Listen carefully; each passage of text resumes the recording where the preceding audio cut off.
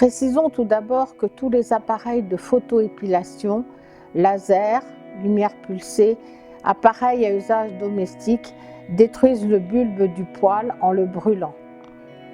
Effectivement, sont apparus depuis plusieurs années des appareils à usage domestique dont le prix est très inférieur à celui des machines des professionnels.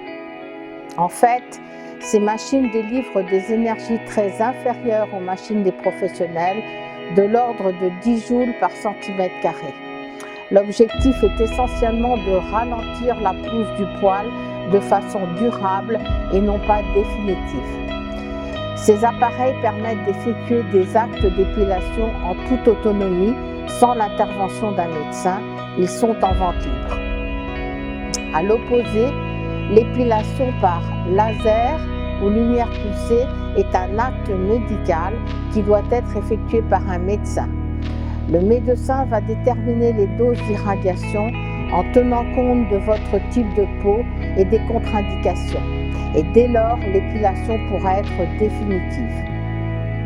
En France, selon une loi inchangée depuis 1962, les esthéticiennes, par exemple, ne sont pas autorisées à pratiquer l'épilation laser ou par lumière pulsée, et ceci constitue un exercice illégal de la médecine.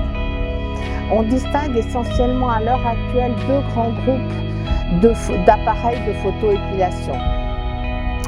Les lasers alexandrites, laseriane et la lumière pulsée ont l'inconvénient d'être douloureux. D'autre part, le risque de repousse ou stimulation paradoxale est possible, c'est-à-dire l'apparition de poils à proximité des zones épilées.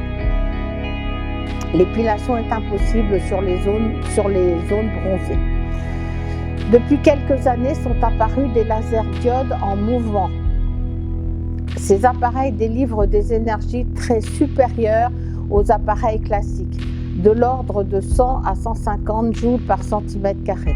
Cette grande quantité d'énergie va quasiment empêcher la stimulation aux repousses paradoxales et permettre le traitement de zones que l'on n'effectuait pas auparavant ou difficilement auparavant, telles les joues et le cou. Le risque de brûlure est négligeable et l'épilation est possible sur les peaux très foncées et bronzées.